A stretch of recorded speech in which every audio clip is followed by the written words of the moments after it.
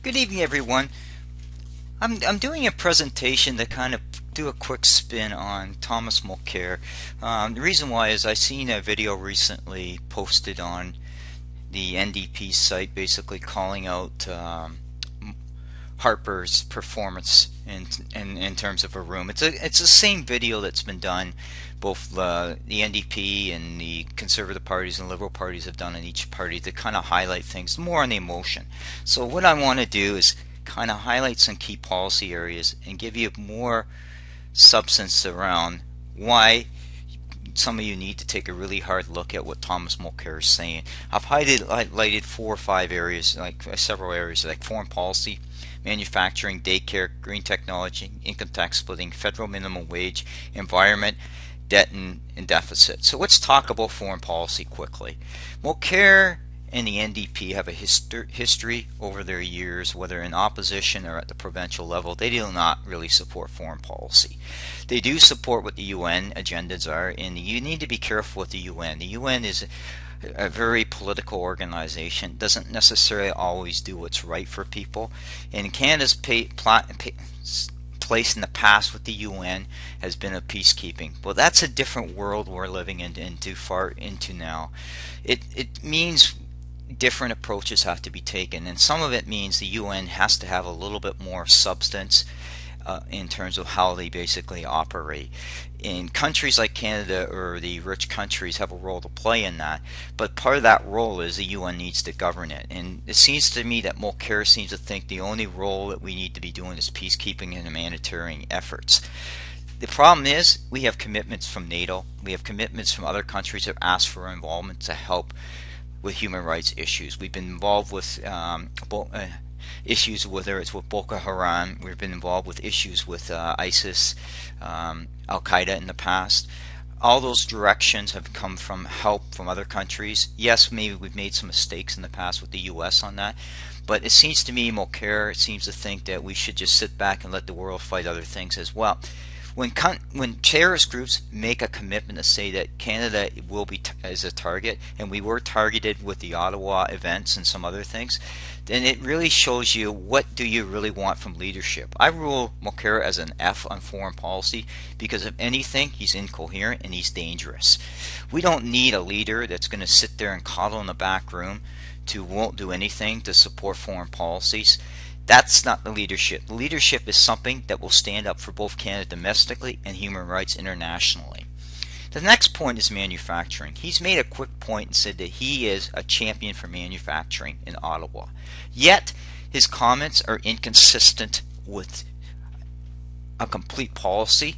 Basically, manufacturing is influenced by many factors, including things that are outside the federal government control, which is hydro rates.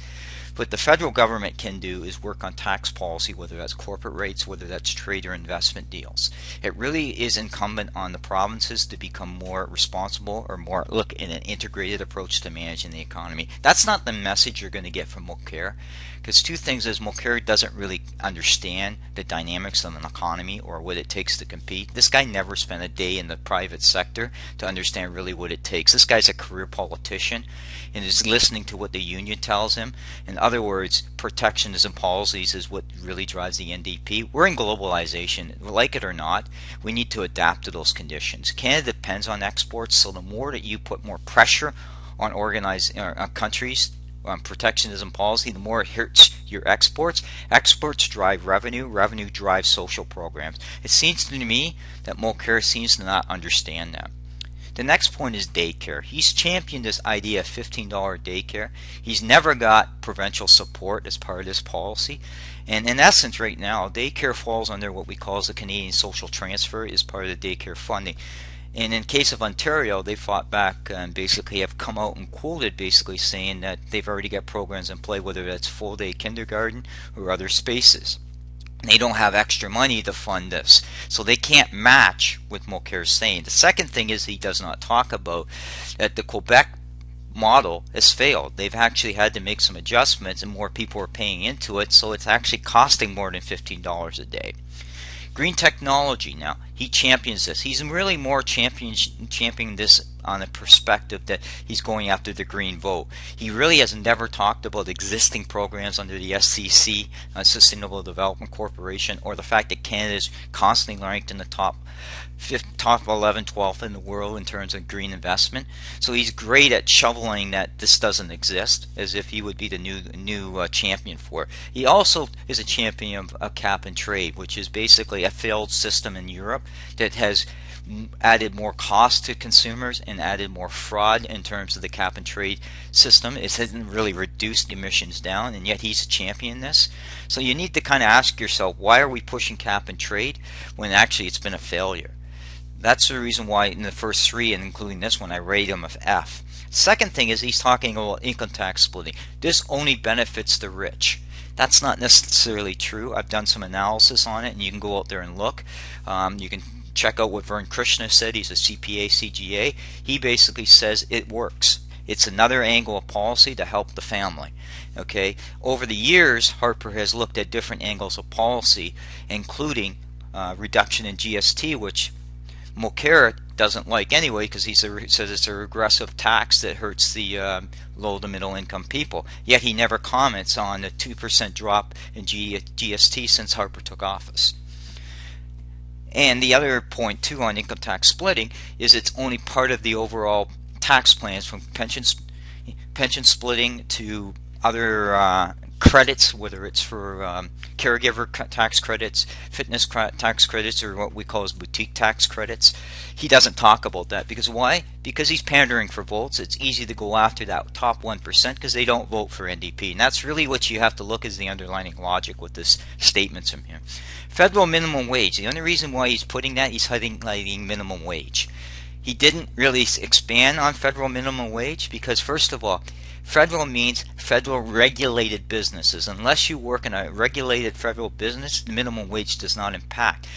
There's been analysis and studies done on that, and it found out it's less than 1,000 jobs would be impacted from this. He subsequently backpedaled on this. He hardly ever talks about minimum wage anymore, and there's a reason. Because it's a failed policy statement, and he knows now he needs to distance himself. He said, I will be a champion for the environment because I've had success rates. That's a fallacy. He was demoted from the Ministry of Environment as a minister under the Jean Charest government. He basically did bulk water sales. He did also push projects through without proper environmental assessments. He has basically created a lot of problems in that Ministry of Environment. And yet he says he's a champion. He doesn't have a success record. And you're more than welcome to go Google his name and go Mulcair under environmental record in Quebec and see the lies and deception that he does. He's not being honest with you. He's being about pandering for votes. The last point I have is debt and deficit. He talks about debt and deficit, that Harper's added $150 billion more to debt. He's also talked about Harper's ran consecutive deficits. Well, you don't go from a $55 billion deficit to zero in 1 year. You just don't do that, because the way the economics work, you would hurt the economy more because you're pulling that money out before the economy's stable. The second point is, this is coming from a guy that remortgaged his house 11 times. He doesn't like to talk about that, and we should talk about that, because that shows you fiscal stewardess and responsibility in terms of finances. Now, you can refinance your own money, but most people do it for a few reasons. One is take advantage of low interest rates. Two, you've got debt issues, whether you're trying to collapse debt and take advantage of the equity, or you're doing renovations. Now, we don't know the clear picture of that, but it does tell me, is this guy going to actually refinance Canada because he can't handle the debt and deficits? And plus, if you want to go take a look, as I've done an analysis of his platform, and there's about a $20 billion deficit in terms of what he's planning to do. Now, it's funny what he will tell everybody is that they're just pandering at me, they're just attacking me because I'm in the lead. This guy's all about basically drama. He's not about facts. Now, I've been on different discussions with people, and it's nice to come out and hammer Harper. He hasn't been perfect, but in the same token, he's done a lot of good things for this country. And I think what you need to do is get beyond the emotion and beyond the rhetoric and look at the actual facts of what Mulcair is saying. Mulcair stands for higher taxation and more spending. This country isn't completely broke. Does it need to be fixed? Yes, but it needs to be fixed in the right ways. NDP governments over the last 10 years at a provincial level have been nightmares. And there's a reason why Mulcair does not talk about the Manitoba government. He doesn't talk about the Nova Scotia government. He doesn't talk about the last Saskatchewan government. Why? Because they were failures. Or even BC, they were failures. Why? Because he can't run on that. What he's going to run on is the Tommy Douglas or the Roy Romano governments. Those are different times and different eras. Tommy Douglas government in Saskatchewan was doing a huge boom period where we basically saw a lot of infrastructure. It was the post-war boom. Yet you'll never hear that Mulcair talk about that. Why? Because he can't run on talking about poor fiscal management over the last 10 years. He's trying to get power, but he's trying to play a dangerous game of hiding this information from his electorate, the people that will consider voting for him. I suggest you take a look at him. I believe he's a failure. And if you can see by my rating on this screen that I give him a failure and everything. And the other thing is I went into deep issues of policy, and which you're not going to get from Mulcair. You'll never get that.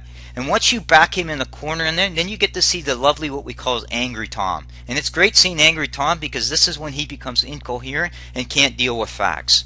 Thank you very much.